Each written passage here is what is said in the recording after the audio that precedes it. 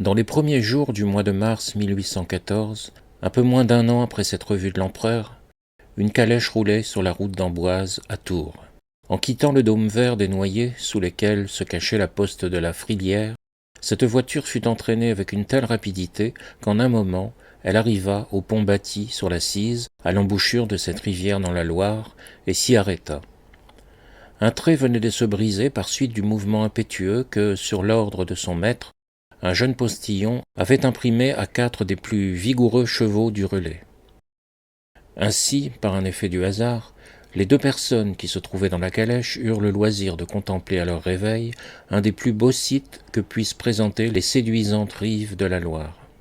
À sa droite, le voyageur embrasse d'un regard toutes les sinuosités de la Cise, qui se roule comme un serpent argenté dans l'herbe des prairies auxquelles les premières pousses du printemps donnaient alors les couleurs de l'émeraude.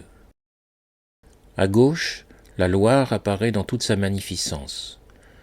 Les innombrables facettes de quelques roulées, produites par une brise matinale un peu froide, réfléchissaient les scintillements du soleil sur les vastes nappes que déploie cette majestueuse rivière. Çà et là, des îles verdoyantes se succèdent dans l'étendue des eaux, comme les chatons d'un collier. De l'autre côté du fleuve, les plus belles campagnes de la Touraine déroulent leurs trésors à perte de vue. Dans le lointain, l'œil ne rencontre d'autres bornes que les collines du Cher, dont les cimes dessinaient en ce moment des lignes lumineuses sur le transparent azur du ciel. À travers le tendre feuillage des îles, au fond du tableau, Tours semble, comme Venise, sortir du sein des eaux. Les campaniles de sa vieille cathédrale s'élancent dans les airs où ils se confondaient alors avec les créations fantastiques de quelques nuages blanchâtres. Au-delà du pont sur lequel la voiture était arrêtée, le voyageur aperçoit devant lui, le long de la Loire jusqu'à Tours, une chaîne de rochers qui, par une fantaisie de la nature, paraît avoir été posée pour encaisser le fleuve, dont les flots minent incessamment la pierre, spectacle qui fait toujours l'étonnement du voyageur. Le village de Vouvray se trouve comme niché dans les gorges et les éboulements de ces roches qui commencent à décrire un coude devant le pont de la Cise. Puis, de Vouvray jusqu'à Tours, les effrayantes anfractuosités de cette colline déchirée sont habitées par une population de vignerons.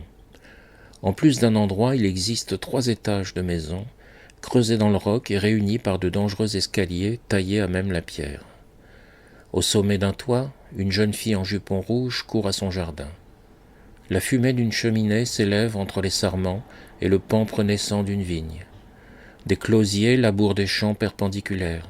Une vieille femme, tranquille sur un quartier de roches éboulées, tourne son rouet sous les fleurs d'un amandier et regarde passer les voyageurs à ses pieds en souriant de leur effroi. Elle ne s'inquiète pas plus des crevasses du sol que de la ruine pendante d'un vieux mur dont les assises ne sont plus retenues que par les tortueuses racines d'un manteau de lierre. Le marteau des tonneliers fait retentir les voûtes de caves aériennes. Enfin, la terre est partout cultivée, partout féconde, là où la nature a refusé de la terre à l'industrie humaine. Aussi rien n'est-il comparable, dans le cours de la Loire, au riche panorama que la Touraine présente alors aux yeux du voyageur. Le triple tableau de cette scène, dont les aspects sont à peine indiqués, procure à l'âme un de ces spectacles qu'elle inscrit à jamais dans son souvenir. Et, quand un poète en a joui, ses rêves viennent souvent lui en reconstruire fabuleusement les effets romantiques. Au moment où la voiture parvint sur le pont de la Cise, plusieurs voiles blanches débouchèrent entre les îles de la Loire et donnèrent une nouvelle harmonie à ce site harmonieux. La senteur des saules qui bordent le fleuve ajoutait de pénétrants parfums au goût de la bise humide. Les oiseaux faisaient entendre leur prolixe concert. Le chant monotone d'un quart d'heure de chèvre y joignait une sorte de mélancolie, tandis que les cris des mariniers annonçaient une agitation lointaine. De molles vapeurs, capricieusement arrêtées autour des arbres, épars dans ce vaste paysage, y imprimaient une dernière grâce. C'était la Touraine dans toute sa gloire, le printemps dans toute sa splendeur.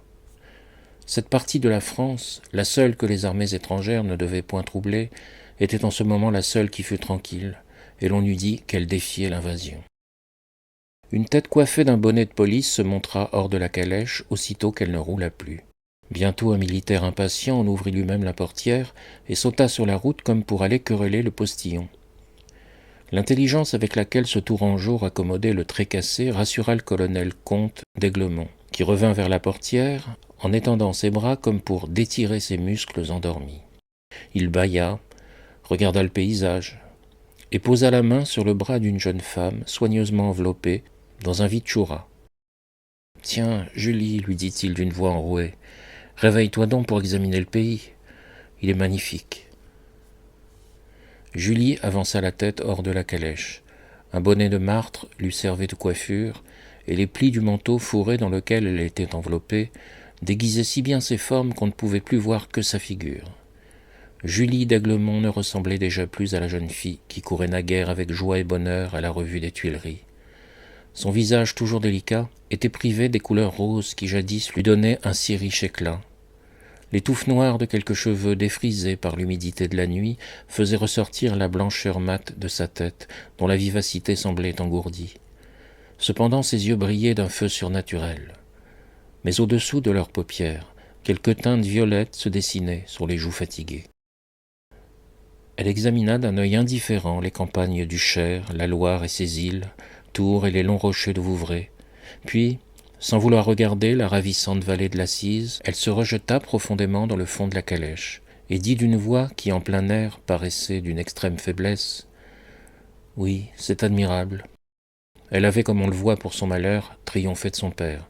« Julie, n'aimerais-tu pas vivre ici ? » ?»« Oh, là ou ailleurs, dit-elle avec insouciance. »« Souffres-tu ? » lui demanda le colonel d'Aiglemont. « Pas du tout, » répondit la jeune femme avec une vivacité momentanée. Elle contempla son mari en souriant et ajouta : « J'ai envie de dormir. » Le galop d'un cheval retentit soudain. Victor d'Aiglemont laissa la main de sa femme et tourna la tête vers le coude que la route fait en cet endroit. Au moment où Julie ne fut plus vue par le colonel, l'expression de gaieté qu'elle avait imprimée à son pâle visage disparut comme si quelque lueur eût cessé de l'éclairer. N'éprouvant ni le désir de revoir le paysage, ni la curiosité de savoir quel était le cavalier dont le cheval galopait si furieusement, elle se replaça dans le coin de la calèche, et ses yeux se fixèrent sur la croupe des chevaux sans trahir aucune espèce de sentiment. Elle eut un air aussi stupide que celui d'un paysan breton écoutant le prône de son curé. Un jeune homme, monté sur un cheval de prix, sortit tout d'un coup d'un bosquet de peupliers et d'aubépines en fleurs.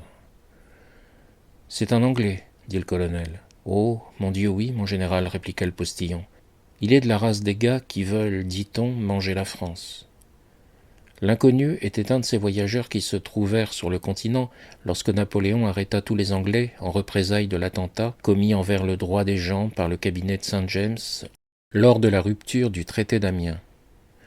Soumis aux caprices du pouvoir impérial, ces prisonniers ne restèrent pas tous dans les résidences où ils furent saisis, ni dans celles qu'ils eurent d'abord la liberté de choisir. La plupart de ceux qui habitaient en ce moment la Touraine y furent transférés de divers points de l'Empire, où leur séjour avait paru compromettre les intérêts de la politique continentale. Le jeune captif qui promenait en ce moment son ennui matinal était une victime de la puissance bureaucratique. Depuis 2 ans, un ordre parti du ministère des Relations extérieures l'avait arraché au climat de Montpellier, où la rupture de la paix le surprit autrefois, cherchant à se guérir d'une affection de poitrine.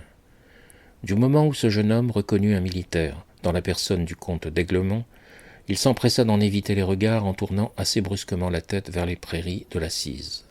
« Tous ces Anglais sont insolents, comme si le globe leur appartenait, » dit le colonel en murmurant. « Heureusement, Soult va leur donner les étrivières. » Quand le prisonnier passa devant la calèche, il y jeta les yeux.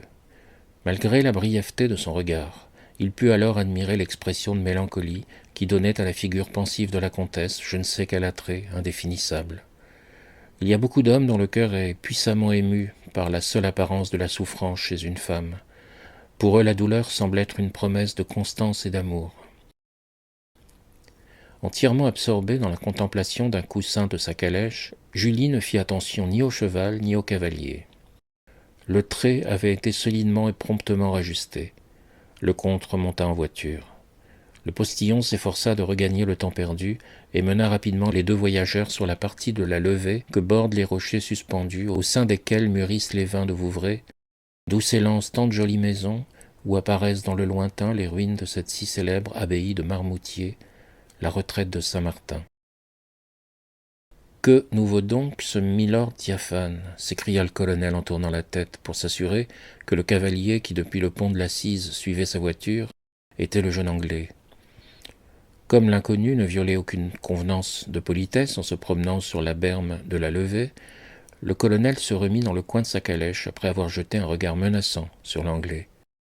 Mais il ne put, malgré son involontaire inimitié, s'empêcher de remarquer la beauté du cheval et la grâce du cavalier. Le jeune homme avait une de ces figures britanniques dont le teint est si fin, la peau si douce et si blanche, qu'on est quelquefois tenté de supposer qu'elles appartiennent au corps délicat d'une jeune fille. Il était blond, mince et grand. Son costume avait ce caractère de recherche et de propreté qui distingue les fashionables de la prude Angleterre. On eût dit qu'il rougissait plus par pudeur que par plaisir à l'aspect de la comtesse. Une seule fois Julie leva les yeux sur l'étranger, mais elle y fut en quelque sorte obligée par son mari qui voulait lui faire admirer les jambes d'un cheval de race pure.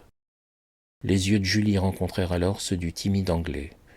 Dès ce moment, le gentilhomme, au lieu de faire marcher son cheval près de la calèche, la suivit à quelques pas de distance. À peine la comtesse regarda-t-elle l'inconnu. Elle n'aperçut aucune des perfections humaines et chevalines qui lui étaient signalées, et se rejeta au fond de la voiture après avoir laissé échapper un léger mouvement de sourcil comme pour approuver son mari. Le colonel se rendormit, et les deux époux arrivèrent à Tours sans s'être dit une seule parole, et sans que les ravissants paysages de la changeante scène au sein de laquelle ils voyageaient attirassent une seule fois l'attention de Julie. Quand son mari sommeilla, mademoiselle d'Aiglemont le contempla à plusieurs reprises. Au dernier regard qu'elle lui jeta, un chaos fit tomber sur les genoux de la jeune femme un médaillon suspendu à son cou par une chaîne de deuil, et le portrait de son père lui apparut soudain. À cet aspect, des larmes, jusque-là réprimées, roulèrent dans ses yeux. L'Anglais vit peut-être les traces humides et brillantes que ses pleurs laissèrent un moment sur les joues pâles de la comtesse, mais que l'air sécha promptement. Chargé par l'empereur de porter des ordres au maréchal Soult, qui avait à défendre la France de l'invasion faite par les Anglais dans le Béarn, le colonel d'Aiglemont profita de sa mission pour soustraire sa femme au danger qui menaçait alors à Paris et la conduisait à Tours chez une vieille parente à lui. Bientôt, la voiture roula sur le pavé de Tours, sur le pont, dans la grande rue, et s'arrêta devant l'hôtel antique où demeurait la ci-devant comtesse de Limostère-Landon. La comtesse de Limostère-Landon était une de ces belles vieilles femmes au teint pâle, à cheveux blancs, qui ont un sourire fin, qui semblent porter des paniers, et sont coiffées d'un bonnet dont la mode est inconnue. Portrait septuagénaire du siècle de Louis XV, ces femmes sont presque toujours caressantes, comme si elles aimaient encore. Moins pieuses que dévotes, et moins dévotes qu'elles n'en ont l'air, toujours exhalant la poudre à la maréchale, comptant bien, causant mieux, et riant plus d'un souvenir que d'une plaisanterie. L'actualité leur déplaît. Quand une vieille femme de chambre vint annoncer à la comtesse, car elle devait bientôt reprendre son titre, la visite d'un neveu qu'elle n'avait pas vu depuis le commencement de la guerre d'Espagne, elle ôta vivement ses lunettes, ferma La galerie de l'ancienne cour, son livre favori, puis elle retrouva une sorte d'agilité pour arriver sur son perron au moment où les deux époux en montaient les marches. La tante et la nièce se jetèrent un rapide coup d'œil. « Bonsoir, ma chère tante » s'écria le colonel en saisissant la vieille femme et l'embrassant avec précipitation. « Je vous emmène une jeune personne à garder. Je viens vous confier mon trésor. Ma Julie n'est ni coquette ni jalouse, elle a une douceur d'ange. Mais elle ne se gâtera pas ici, j'espère, dit-il en s'interrompant. Mauvais sujet, répondit la comtesse en lui lançant un regard moqueur. Elle s'offrit, la première, avec une certaine grâce aimable, à embrasser Julie, qui restait pensive et paraissait plus embarrassée que curieuse. « Nous allons donc faire connaissance, mon cher cœur, reprit la comtesse. Ne vous effrayez pas trop de moi. Je tâche de n'être jamais vieille avec les jeunes gens. » Avant d'arriver au salon, la marquise avait déjà, suivant l'habitude des provinces, commandé à déjeuner pour ses deux hôtes, mais le comte arrêta l'éloquence de sa tante en lui disant d'un ton sérieux qu'il ne pouvait pas lui donner plus de temps que la poste n'en mettrait à relayer. Les trois parents entrèrent donc au plus vite dans le salon, et le colonel eut à peine le temps de raconter à sa grand-tante les événements politiques et militaires qui l'obligeaient à lui demander un asile pour sa femme. Pendant ce récit, la tante regardait alternativement et son neveu qui parlait sans être interrompu, et sa nièce dont la pâleur et la tristesse lui parurent causées par cette séparation forcée. Elle avait l'air de se dire « Hé hé, ces jeunes gens-là s'aiment ». En ce moment, des claquements de fouet retentirent dans la vieille cour silencieuse dont les pavés étaient dessinés par des bouquets d'herbes. Victor embrassa de rechef la comtesse et s'élança hors du logis. « Adieu, ma chère, dit-il en embrassant sa femme qui l'avait suivi jusqu'à la voiture. « Oh, Victor, laisse-moi t'accompagner plus loin encore, dit-elle d'une voix caressante. Je ne voudrais pas te quitter. Y penses-tu ? Eh bien, répliqua Julie, adieu, puisque tu le veux. La voiture disparut. Vous aimez donc bien mon pauvre Victor ? Demanda la comtesse à sa nièce en l'interrogeant par un de ces savants regards que les vieilles femmes jettent aux jeunes. Hélas, madame, répondit Julie, ne faut-il pas bien aimer un homme pour l'épouser ? Cette dernière phrase fut accentuée par un ton de naïveté qui trahissait tout à la fois un cœur pur ou de profonds mystères. Or il était bien difficile à une femme amie de Duclos et du maréchal de Richelieu de ne pas chercher à deviner le secret de ce jeune ménage. La tante et la nièce étaient en ce moment sur le seuil de la porte cochère, occupées à regarder la calèche qui fuyait. Les yeux de la comtesse n'exprimaient pas l'amour comme la marquise le comprenait. La bonne dame était provençale, et ses passions avaient été vives. « Vous êtes donc laissé prendre par mon vaurien de neveu ?» demanda-t-elle à sa nièce. La comtesse tressaillit involontairement, car l'accent et le regard de cette vieille coquette semblèrent lui annoncer une connaissance du caractère de Victor plus approfondie peut-être que ne l'était la sienne. Madame d'Aiglemont, inquiète, s'enveloppa donc dans cette dissimulation maladroite, premier refuge des cœurs naïfs et souffrants. Madame de Listomère se contenta des réponses de Julie, mais elle pensa joyeusement que sa solitude allait être réjouie par quelque secret d'amour, car sa nièce lui parut avoir quelque intrigue amusante à conduire. Quand madame d'Aiglemont se trouva dans un grand salon tendu de tapisseries encadrées par des baguettes dorées, qu'elle fut assise devant un grand feu, abritée des bises fenestrales par un paravent chinois, sa tristesse ne put guère se dissiper. Il était difficile que la gaieté naquît sous de si violents bris, entre des meubles séculaires. Néanmoins, la jeune Parisienne prit une sorte de plaisir à entrer dans cette solitude profonde et dans le silence solennel de la province. Après avoir échangé quelques mots avec cette tante, à laquelle elle avait écrit naguère une lettre de nouvelle mariée, elle resta silencieuse comme si elle eût écouté la musique d'un opéra.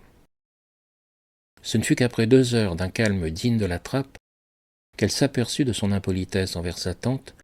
Elle se souvint de ne lui avoir fait que de froides réponses. La vieille femme avait respecté le caprice de sa nièce par cet instinct plein de grâce qui caractérise les gens de l'ancien temps. En ce moment, la douairière tricotait. Elle s'était, à la vérité, absentée plusieurs fois pour s'occuper d'une certaine chambre verte où devait coucher la comtesse et où les gens de la maison plaçaient les bagages. Mais alors elle avait repris sa place dans un grand fauteuil et regardait la jeune femme à la dérobée. Honteuse de s'être abandonnée à son irrésistible méditation, Julie essaya de se la faire pardonner en s'en moquant. « Ma chère petite, nous connaissons la douleur des veuves, » répondit la tante. Il fallait avoir 40 ans pour deviner l'ironie qu'exprimèrent les lèvres de la vieille dame. Le lendemain, la comtesse fut beaucoup mieux. Elle causa. Madame de Listomère ne désespéra plus d'apprivoiser cette nouvelle mariée qu'elle avait d'abord jugée comme un être sauvage et stupide. Elle l'entretint des joies du pays, des bals et des maisons où elle pouvait aller. Toutes les questions de la marquise furent, pendant cette journée, autant de pièges que, par une ancienne habitude de cour, elle ne put s'empêcher de tendre à sa nièce pour en deviner le caractère. Julie résista à toutes les instances qui lui furent faites pendant quelques jours d'aller chercher des distractions dehors. Aussi, malgré l'envie qu'avait la vieille dame de promener orgueilleusement sa jolie nièce, finit-elle par renoncer à vouloir la mener dans le monde. La comtesse avait trouvé un prétexte à sa solitude et à sa tristesse dans le chagrin que lui avait causé la mort de son père, de qui elle portait encore le deuil. Au bout de 8 jours, la douairière admira la douceur angélique, les grâces modestes, l'esprit indulgent de Julie, et s'intéressa dès lors prodigieusement à la mystérieuse mélancolie qui rongeait ce jeune cœur. La comtesse était une de ces femmes nées pour être aimables, et qui semblent apporter avec elle le bonheur. Sa société devint si douce et si précieuse à madame de Listomère qu'elle s'affola de sa nièce et désira ne plus la quitter. Un mois suffit pour établir entre elles une éternelle amitié. La vieille dame remarqua, non sans surprise, les changements qui se firent dans la physionomie de madame d'Aiglemont. Les couleurs vives qui embrasaient le teint s'éteignirent insensiblement, et la figure prit des tons mats et pâles. En perdant son éclat primitif, Julie devenait moins triste. Parfois la douairière réveillait chez sa jeune parente des élans de gaieté ou de rire folâtre, bientôt réprimés par une pensée importune. Elle devina que ni le souvenir paternel, ni l'absence de Victor n'étaient la cause de la mélancolie profonde qui jetait un voile sur la vie de sa nièce. Puis elle eut tant de mauvais soupçons qu'il lui fut difficile de s'arrêter à la véritable cause du mal, car nous ne rencontrons peut-être le vrai que par hasard. Un jour, enfin, Julie fit briller aux yeux de sa tante étonnée un oubli complet du mariage, une folie de jeune fille étourdie, une candeur d'esprit, un enfantillage digne du premier âge, dans tout cet esprit délicat et parfois si profond qui distingue les jeunes personnes en France. Madame de Listomère résolut alors de sonder les mystères de cette âme dont le naturel extrême équivalait à une impénétrable dissimulation. La nuit approchait, les deux dames étaient assises devant une croisée qui donnait sur la rue. Julie avait repris un air pensif. Un homme à cheval vint à passer. « Voilà une de vos victimes, dit la vieille dame. Madame d'Aiglemont regarda sa tante en manifestant un étonnement mêlé d'inquiétude.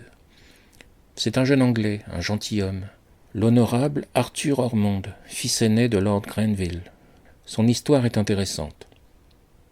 Il est venu à Montpellier en 1802, espérant que l'air de ce pays, où il était envoyé par les médecins, le guérirait d'une maladie de poitrine à laquelle il devait succomber. Comme tous ses compatriotes, il a été arrêté par Bonaparte lors de la guerre, car ce monstre-là ne peut se passer de guerroyer. Par distraction, ce jeune Anglais s'est mis à étudier sa maladie, que l'on croyait mortelle. Insensiblement, il a pris goût à l'anatomie, à la médecine. Il s'est passionné pour ces sortes d'art, ce qui est fort extraordinaire chez un homme de qualité. Mais le régent s'est bien occupé de chimie. Bref, M. Arthur a fait des progrès étonnants, même pour les professeurs de Montpellier. L'étude l'a consolé de sa captivité et, en même temps, il s'est radicalement guéri. On prétend qu'il est resté 2 ans sans parler, respirant rarement, demeurant couché dans une étable, buvant du lait d'une vache venue de Suisse et vivant de cresson. Depuis qu'il est à Tours, il n'a vu personne, il est fier comme un paon. Mais vous avez certainement fait sa conquête, car ce n'est probablement pas pour moi qu'il passe sous nos fenêtres 2 fois par jour depuis que vous êtes ici. Certes, il vous aime. » Ces derniers mots réveillèrent la comtesse comme par magie. Elle laissa échapper un geste et un sourire qui surprirent la marquise. Loin de témoigner cette satisfaction instinctive ressentie même par la femme la plus sévère quand elle apprend qu'elle fait un malheureux, le regard de Julie fut terne et froid. Son visage indiquait un sentiment de répulsion voisin de l'horreur. Cette proscription n'était pas celle qu'une femme aimante frappe sur le monde entier au profit d'un seul être. Elle sait alors rire et plaisanter, non. Julie était en ce moment comme une personne à qui le souvenir d'un danger trop vivement présent en fait ressentir encore la douleur. La tante, bien convaincue que sa nièce n'aimait pas son neveu, fut stupéfaite en découvrant qu'elle n'aimait personne. Elle trembla d'avoir à reconnaître en Julie un cœur désenchanté, une jeune femme à qui l'expérience d'un jour, d'une nuit peut-être, avait suffi pour apprécier la nullité de Victor. « Si elle le connaît, tout est dit, pensa-t-elle. Mon neveu subira bientôt les inconvénients du mariage. » Elle se proposait alors de convertir Julie aux doctrines monarchiques du siècle de Louis XV. Mais quelques heures plus tard, elle apprit, ou plutôt elle devina, la situation assez commune dans le monde à laquelle la comtesse devait sa mélancolie. Julie, devenue tout à coup pensive, se retira chez elle plus tôt que de coutume. Quand sa femme de chambre l'eut déshabillée et lui laissée prête à se coucher, elle resta devant le feu, plongée dans une duchesse de velours jaune, meuble antique, aussi favorable aux affligés qu'aux gens heureux. Elle pleura, elle soupira, elle pensa, puis elle prit une petite table, chercha du papier et se mit à écrire. Les heures passèrent rapidement. La confidence que Julie faisait dans cette lettre paraissait lui coûter beaucoup, car chaque phrase amenait de longues rêveries. Tout à coup, la jeune femme fondit en larmes et s'arrêta. En ce moment, les horloges sonnèrent 2 heures. Sa tête, aussi lourde que celle d'une mourante, s'inclina sur son sein. Puis quand elle la releva, Julie vit sa tante surgit tout à coup, comme un personnage qui se serait détaché de la tapisserie, tendue sur les murs. « Qu'avez-vous donc, ma petite ?» lui dit la tante. « Pourquoi veiller si tard, et surtout pourquoi pleurer seule, à votre âge ?» Elle s'assit sans autre cérémonie près de la nièce et dévora des yeux la lettre commencée. « Vous écriviez à votre mari. »« Sais-je où il est ?» reprit la comtesse. La tante prit le papier et le lut. Elle avait apporté ses lunettes. Il y avait préméditation. L'innocente créature laissa prendre la lettre sans faire la moindre observation. Ce n'était ni un défaut de dignité, ni quelque sentiment de culpabilité secrète qui lui ôtait ainsi toute énergie. Non, sa tante se rencontra là, dans un de ces moments de crise où l'âme est sans ressort, où tout est indifférent, le bien comme le mal, le silence aussi bien que la confiance. Semblable à une jeune fille vertueuse qui accable un amant de dédain, mais qui le soir se trouve si triste, si abandonnée, qu'elle le désire, et veut un cœur où déposer ses souffrances, Julie laissa violer sans mot dire le cachet que la délicatesse imprime à une lettre ouverte, et resta pensive, pendant que la marquise lisait. « Ma chère Louisa, pourquoi réclamer tant de fois l'accomplissement de la plus imprudente promesse que puissent se faire deux jeunes filles ignorantes? Tu te demandes souvent, m'écris-tu, pourquoi je n'ai pas répondu depuis 6 mois à tes interrogations. Si tu n'as pas compris mon silence, aujourd'hui tu en devineras peut-être la raison en apprenant les mystères que je vais trahir. Je les aurais à jamais ensevelis dans le fond de mon cœur si tu ne m'avertissais de ton prochain mariage. Tu vas te marier, Louisa. Cette pensée me fait frémir. Pauvre petite, marie-toi. Puis dans quelques mois, un de tes plus poignants regrets viendra du souvenir de ce que nous étions naguère, quand un soir à Écouen, parvenus toutes deux sous les plus grands chênes de la montagne, nous contemplâmes la belle vallée que nous avions à nos pieds et que nous y admirâmes des rayons du soleil couchant dont les reflets nous enveloppaient. Nous nous assîmes sur un quartier de roches et tombâmes dans un ravissement auquel succéda la plus douce mélancolie. Tu trouvas la première que ce soleil lointain nous parlait d'avenir.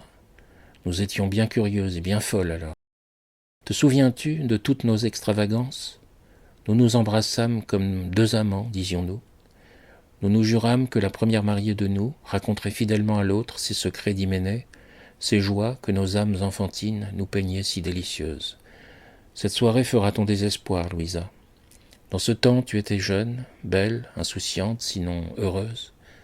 Un mari te rendra en peu de jours ce que je suis déjà, laide, souffrante et vieille. Te dire combien j'étais fière, vaine et joyeuse d'épouser le colonel Victor d'Aiglemont, ce serait une folie. Et même, comment te le dirais-je, je ne me souviens plus de moi-même. En peu d'instants, mon enfance est devenue comme un songe. Ma contenance pendant la journée solennelle qui consacrait un lien dont l'étendue m'était cachée n'a pas été exempt de reproches. Mon père a plus d'une fois tâché de réprimer ma gaieté, car je témoignais des joies qu'on trouvait inconvenantes, et mes discours révélaient de la malice, justement parce qu'ils étaient sans malice. Je faisais 1000 enfantillages avec ce voile nuptial, avec cette robe et ces fleurs. Resté seul, le soir, dans la chambre où j'avais été conduite avec apparat, je méditais quelque espièglerie pour intriguer Victor, et en attendant qu'il vînt, j'avais des palpitations de cœur semblables à celles qui me saisissaient autrefois, en ces jours solennels du 31 décembre, quand, sans être aperçu, je me glissais dans le salon où les étrennes étaient entassées. Lorsque mon mari entra, qu'il me chercha, le rire étouffé que je fis entendre sous les mousselines qui m'enveloppaient a été le dernier éclat de cette gaieté douce qui anima les jeux de notre enfance.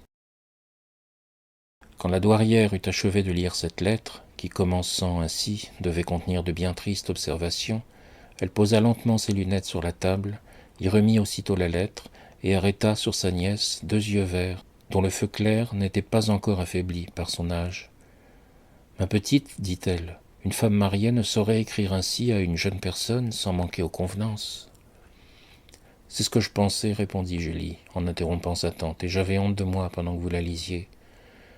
Si à table un mets ne nous semble pas bon, il n'en faut dégoûter personne, mon enfant, reprit la vieille avec bonhomie, surtout lorsque depuis Ève jusqu'à nous, le mariage a paru chose si excellente. Vous n'avez plus de mère, dit la vieille femme. La comtesse tressaillit, puis elle leva doucement la tête et dit « J'ai déjà regretté plus d'une fois ma mère depuis 1 an, mais j'ai eu le tort de ne pas avoir écouté la répugnance de mon père qui ne voulait pas de Victor pour gendre. » Elle regarda sa tante et un frisson de joie sécha ses larmes quand elle aperçut l'air de bonté qui animait cette vieille figure. Elle tendit sa jeune main à la marquise qui semblait la solliciter, et quand leurs doigts se pressèrent, ces deux femmes achevèrent de se comprendre. « Pauvre orpheline » ajouta la marquise. Ce mot fut un dernier trait de lumière pour Julie. Elle crut entendre encore la voix prophétique de son père. « Vous avez les mains brûlantes. Sont-elles toujours ainsi ?» demanda la vieille femme. « La fièvre ne m'a quitté que depuis 7 ou 8 jours, répondit-elle. « Vous aviez la fièvre et vous me le cachiez ? Je l'ai depuis 1 an, dit Julie avec une sorte d'anxiété pudique. Ainsi, mon bon petit ange, reprit sa tante, le mariage n'a été jusqu'à présent pour vous qu'une longue douleur. La jeune femme n'osa répondre, mais elle fit un geste affirmatif qui trahissait toutes ses souffrances. Vous êtes donc malheureuse ? Oh non, ma tante, Victor m'aime à l'idolâtrie, et je l'adore, il est si bon. Oui, vous l'aimez, mais vous le fuyez, n'est-ce pas ? Oui, quelquefois. Il me cherche trop souvent. N'êtes-vous pas souvent troublée dans la solitude par la crainte qu'il ne vienne vous y surprendre ? Hélas, oui, ma tante, mais je l'aime bien, je vous assure. Ne vous accusez-vous pas en secret vous-même de ne pas savoir ou de ne pas pouvoir partager ses plaisirs ? Parfois ne pensez-vous point que l'amour légitime est plus dur à porter que ne le serait une passion criminelle ? Oh, c'est cela, dit-elle en pleurant. Vous devinez donc tout, là où tout est énigme pour moi. Mes sens sont engourdis, je suis sans idée, enfin je vis difficilement. Mon âme est oppressée par une indéfinissable appréhension qui glace mes sentiments et me jette dans une torpeur continuelle. Je suis sans voix pour me plaindre et sans parole pour exprimer ma peine. Je souffre et j'ai honte de souffrir en voyant Victor heureux de ce qui me tue.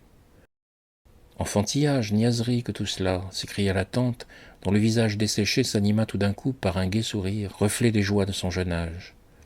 Et vous aussi, vous riez, dit avec désespoir la jeune femme. J'ai été ainsi, reprit promptement la marquise. Maintenant que Victor vous a laissé seule, n'êtes-vous pas redevenue jeune fille, tranquille, sans plaisir, mais sans souffrance ? Julie ouvrit des grands yeux hébétés. Enfin, mon ange, vous adorez Victor, n'est-ce pas ? Mais vous aimeriez mieux être sa sœur que sa femme, et le mariage, enfin, ne vous réussit point. Eh bien oui, ma tante, mais pourquoi sourire ? Oh, vous avez raison, ma pauvre enfant. Il n'y a dans tout ceci rien de bien gai. Votre avenir serait gros de plus d'un malheur si je ne vous prenais sous ma protection, et si ma vieille expérience ne savait pas deviner la cause bien innocente de vos chagrins. Mon neveu ne méritait pas son bonheur, le sot. Sous le règne de notre bien-aimé Louis XV, une jeune femme qui se serait trouvée dans la situation où vous êtes aurait bientôt puni son mari de se conduire en vrai lansquenet. L'égoïste. Les militaires de ce tyran impérial sont tous de vilains ignorants. Ils prennent la brutalité pour de la galanterie. Ils ne connaissent pas plus les femmes qu'ils ne savent les aimer. Ils croient que d'aller à la mort le lendemain les dispense d'avoir la veille des égards et des attentions pour nous. Autrefois l'on savait aussi bien aimer que mourir à propos. Ma nièce, je vous le formerai, je mettrai fin au triste désaccord, assez naturel, qui vous conduirait à vous haïr, l'un et l'autre, à souhaiter un divorce, si toutefois vous n'étiez pas morte avant d'en venir au désespoir. Julie écoutait sa tante avec autant d'étonnement que de surprise d'entendre des paroles dont la sagesse était plutôt pressentie que comprise par elle, et très effrayée de retrouver dans la bouche d'une parente pleine d'expérience, mais sous une forme plus douce, l'arrêt porté par son père sur Victor. Elle eut peut-être une vive intuition de son avenir et sentit sans doute le poids des malheurs qui devaient l'accabler, car elle fondit en larmes et se jeta dans les bras de la vieille dame en lui disant « Soyez ma mère ». La tante ne pleura pas, car la Révolution a laissé aux femmes de l'ancienne monarchie peu de larmes dans les yeux. Autrefois l'amour et plus tard la terreur les ont familiarisées avec les plus poignantes péripéties, en sorte qu'elles conservent au milieu des dangers de la vie une dignité froide, une affection sincère, mais sans expansion, qui leur permet d'être toujours fidèles à l'étiquette et une noblesse de maintien que les mœurs nouvelles ont eu le grand tort de répudier. La douairière prit la jeune femme dans ses bras, la baisa avec une tendresse et une grâce qui souvent se trouvent plus dans les manières et les habitudes de ces femmes que dans leur cœur. Elle cajola sa nièce par de douces paroles, lui promit un heureux avenir, la berça par des promesses d'amour en l'aidant à se coucher, comme si elle eût été sa fille, une fille chérie dont l'espoir et les chagrins devenaient les siens propres. Elle se revoyait jeune, se retrouvait inexpérimentée et jolie en sa nièce. La comtesse s'endormit, heureuse d'avoir rencontré une amie, une mère à qui désormais elle pourrait tout dire. Le lendemain matin, au moment où la tante et la nièce s'embrassaient, avec cette cordialité profonde et cet air d'intelligence qui prouve un progrès dans le sentiment, une cohésion plus parfaite entre deux âmes, elles entendirent le pas d'un cheval, tournèrent la tête en même temps, et virent le jeune Anglais qui passait lentement, selon son habitude. Il paraissait avoir fait une certaine étude de la vie que menaient ces deux femmes solitaires, et ne manquait jamais à se trouver à leur déjeuner ou à leur dîner. Son cheval ralentissait le pas sans avoir besoin d'être averti. Puis, pendant le temps qu'il mettait à franchir l'espace, pris par les deux fenêtres de la salle à manger, Arthur y jetait un regard mélancolique, la plupart du temps dédaigné par la comtesse qui n'y faisait aucune attention. Mais accoutumé à ces curiosités mesquines qui s'attachent aux plus petites choses afin d'animer la vie de province, et dont se garantissent difficilement les esprits supérieurs, la marquise s'amusait de l'amour timide et sérieux, si tacitement exprimé par l'Anglais.